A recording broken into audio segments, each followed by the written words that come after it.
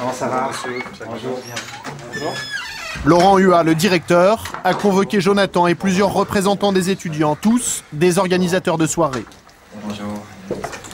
Bonjour, mademoiselle. Et sur l'abus d'alcool, il veut taper du poing sur la table. Attention, danger. En réalité, ce qu'il faut absolument dire, parce que c'est vrai, c'est que des études exigeantes, que ce soit à l'ESC ou dans toutes les écoles qui sont représentées ici, des études exigeantes ne sont pas compatibles avec une consommation excessive d'alcool. Une personne peut boire beaucoup sans atteindre le seuil vraiment où il n'est pas bien. Et on s'en rend pas forcément compte. Enfin, c'est au bout de... Même, il peut passer 10 soirées, si c'est à l'intervalle de une ou 2 semaines, c'est grave, mais on s'en rend pas compte. Ce type d'attitude-là, répétée sans être totalement excessive à chaque fois, mène quand même petit à petit, sur le long terme, à une forme d'alcoolisme dite rampante au départ, et puis finalement déclarée 10 ans plus tard. Cette inquiétude, les responsables des étudiants la partagent volontiers, mais autour de la table, ils prétendent qu'il est difficile d'empêcher les étudiants de boire. L'image du BDE, c'est les grosses soirées, pardon. Ouais. Les grosses soirées, les open bars, tout le monde va finir par terre. Et il faudrait changer justement cette image des BDE en général. Hein. On se dit on est à l'abri en tant qu'étudiant dans ces écoles de l'alcoolisme.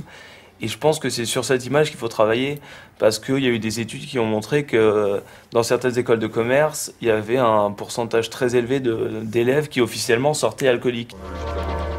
Pourtant, des solutions existent bel et bien pour limiter la consommation d'alcool.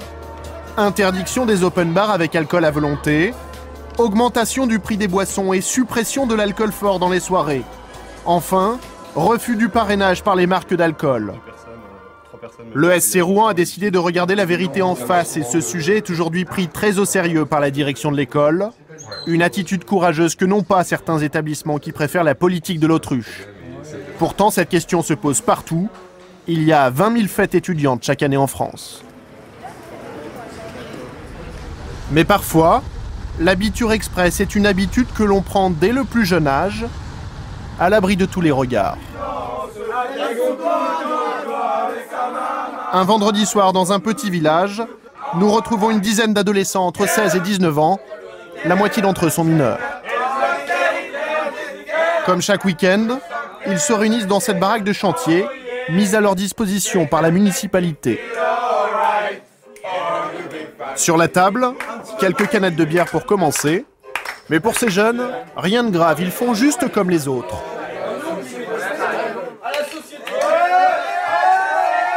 Ils croient qu'on boit plus qu'il y a les générations d'avant, mais on boit pas plus. Ouais, ce qu'il y a avant, ils étaient dans les bistrots, mais nous, maintenant, on peut plus dans les bistrots, c'est trop cher. C'est net, c'est net. Ah, attention. C'est quoi? C'est 2 € un demi pour 2 €. T'as 7-8 canettes, 7-8 bières. Alors nous, on peut pas y aller. Bah voilà, c'est tout, c'est trop cher. C'est les supermarchés. Il y a pas mal de jeunes qui sont dans notre situation là. On arrive le week-end, on est dans d'autres lycées, on se retrouve. Ouais, et puis bon bah voilà, on va boire un coup, que ce soit n'importe où, dans n'importe quelle ville. À mon avis, on a un peu tous comme ça. Jeux à boire et bière cul sec. Passé une certaine heure, boire devient l'occupation centrale de la soirée. On sort aussi des mélanges à base d'alcool fort. Résultat, à minuit, la plupart d'entre eux sont très alcoolisés. Nous leur demandons l'âge de leur première cuite. 11 ans, ouais. Ouais, moi, 11 ans et demi, moi. 11 ans et demi. Ouais. C'est bon. Bah, moi, c'était à 13 ans, je pense 13... 14 ans, je pense. Il s'est rattrapé depuis. 14 ans. Pareil, 14 ans à peu près. Quand on se prenait une cuite à 14 ans, on trouvait ça normal. Et puis maintenant, enfin, je sais pas, si on voit des jeunes de 14 ans se prendre une cuite, on trouve ça un peu limite, quoi. Aujourd'hui, chez les 15-17 ans, la consommation de cannabis se stabilise. Mais l'alcool est toujours plus consommé, les chiffres le montrent. Des habitudes prises dès le plus jeune âge et qui marqueront la vie de ces adolescents. Ils le reconnaissent eux-mêmes. Il vous arrive de vous dire que vous abusez un petit peu?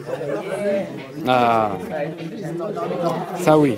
En fait, c'est qu'à court terme, ça se matérialise comment ça? On peut même pas picoler un week-end sur deux, c'est tous les week-ends. Mais non. Bah si. Non. C'est tous les week-ends. C'est pas tous les cette week-ends. mentalité. On picole tous les week-ends. On ne peut pas s'arrêter juste un seul Non, week-end. c'est pas on picole. Bah, C'est si. on se rassemble, on boit sur l'ensemble qu'on est. Ouais, voilà, c'est ça. Peut-être C'est ça. petit pourcentage qui pourra avoir un petit problème avec l'alcool. Mais ça, C'est ça, en c'est fait. inévitable. Ça a toujours été comme ça et ça n'a pas changé. Hein. Une dépendance à l'alcool qui s'installe dès le plus jeune âge, hors du cadre socialement contrôlé des bars et loin du regard des parents. La Biture Express a certainement de beaux jours et de nombreuses nuits devant elle.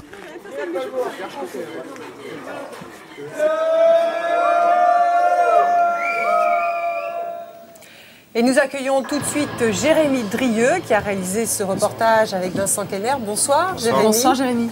Alors ce qui frappe dans votre reportage, c'est que tous ces jeunes qui usent et abusent de l'alcool n'ont pas de sentiment de se faire du mal, n'ont pas de sentiment de se mettre en danger. Pourquoi selon vous? On a tâché dans ce sujet de ne pas être moralisateur, de faire un constat très précis des risques que prennent ces jeunes. Les risques, c'est des risques immédiats, c'est l'accident de la route, c'est la bagarre, et puis c'est des risques sur le long terme. Ce qu'on a entendu le plus souvent au cours de ce reportage, c'est des jeunes qui nous disent « Attendez, on est jeunes, on s'amuse, on boit un coup.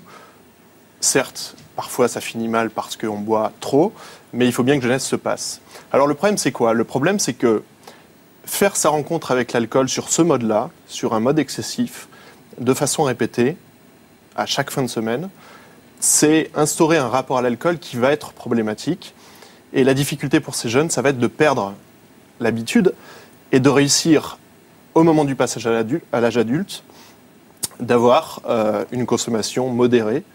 Et cette prise d'habitude dès le plus jeune âge, elle est certainement problématique. Ouais.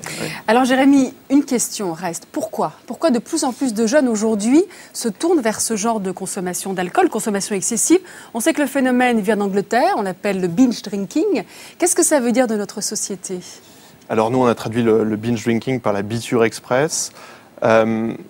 On peut bien sûr invoquer le stress, la pression scolaire de plus en plus forte. C'est ce qu'on voit notamment dans ces écoles de commerce. Il y a aussi les premiers emplois, souvent des emplois précaires, qui font peser une pression sur les épaules de ces jeunes. Il y a d'autres explications, et notamment une explication qui est que cette Biture Express est devenue une sorte de mode, une sorte de norme implicite. Et aujourd'hui, celui qui boit, et celui qui boit plus que les autres, il est valorisé dans le groupe. C'est une valeur positive. C'est une valeur positive. D'ailleurs, le lendemain matin, qu'est-ce qu'on dit à celui qui a trop bu et qui s'est peut-être rendu malade? On lui dit « Ah, tu t'en es pris une bonne ». On ne lui dit pas « tu t'en es pris une mauvaise », on lui dit « tu t'en es pris une bonne ». Et on se rend compte sur les sites internet des écoles, par exemple, qu'on met en valeur cette consommation excessive d'alcool avec des photos. Celui qui boit plus que les autres, c'est peut-être le plus cool. Ce serait comme un rituel de passage alors? C'est un rituel de passage, c'est une mode, c'est quelque chose qui est socialement valorisé et il n'y a pas sur l'alcool de tabou. Rouler sous la table, finir dans le caniveau quand on a trop bu, c'est finalement pas si mal vu, c'est même parfois assez bien vu chez certains jeunes. Alors on a fait l'interview de Patrick Chenet dans le sujet. Patrick Chenet nous disait, il a perdu son fils il y a 2 mois, Patrick Chenet nous disait « Je suis un homme d'image, je veux faire des films de prévention et ce que je veux c'est maintenant ringardiser cette consommation excessive d'alcool, n'en faire plus une valeur positive et essayer de la ringardiser, c'est peut-être ça la solution. » Merci Jérémy. Merci. Merci. Alors maintenant, Jérémy et Guylaine, un coup de projecteur sur cette France qui triche. Il y a tout juste 1 an, se crée une direction de la répression des fraudes à la sécurité sociale. Dans le collimateur des hôpitaux, des cliniques et leurs tarifs excessifs, voire leurs magouilles.